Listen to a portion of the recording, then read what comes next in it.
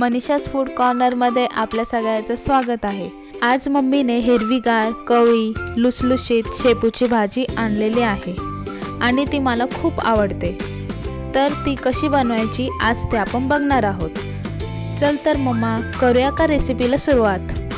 हा दीदी, वेळ न घालवता रेसिपीला सुरुवात करूया। इथे आपण शेपूची भाजी निवडून घेऊ आणि ती बारीक कट करून घेऊया।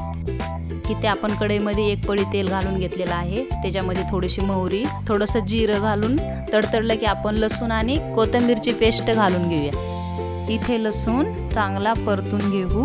2-3 हिरव्या मिरच्या कट केलेल्या आहेत त्या आपण घालून घेऊ। मिरच्या थोड्याशा भाजूया। थोडीशी हळद घालू आणि ते चांगलं मिक्स करू। इथे बघा आपला लसूण, मिरची आणि हळद चांगली भाजून झालेली आहे। आता आपण याच्यामध्ये एक कट केलेला टोमॅटो घालून मस्त मऊ होईपर्यंत भाजून घेऊ। इथे आपण न भिजवलेली 2-3 चमचे मुगीची डाळ घालून घेऊया। मम्मी तू डाळ न भिजवता का घातली? हा दीदी, कारण 2-3 मिनिटे चांगली परतून घेतली की ती डाळ चांगली शिजली जाते आणि भाजीला चांगली चव येते। त्यामुळे डाळीला भिजवण्याची गरज नाही। इथे 2-3 मिनिटं चांगली डाळ परतून झालेली आहे। आता आपण मसाले घालून घेऊया।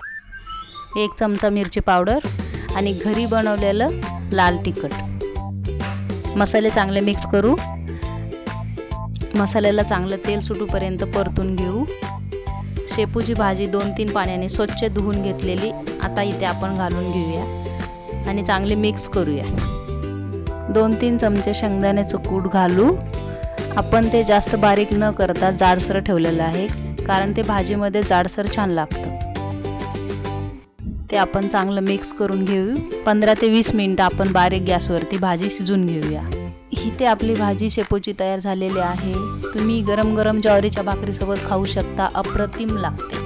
अशा स्वादिष्ट रेसिपी बघण्यासाठी मनीषाज फूड कॉर्नरला सबस्क्राईब करा। व्हिडिओ आवडला असेल तर लाईक करा, शेअर करा। ही रेसिपी कशी वाटली कमेंटमध्ये नक्की सांगा। व्हिडिओ शेवटपर्यंत बघितल्याबद्दल धन्यवाद। पुन्हा भेटूया नवीन रेसिपीसह।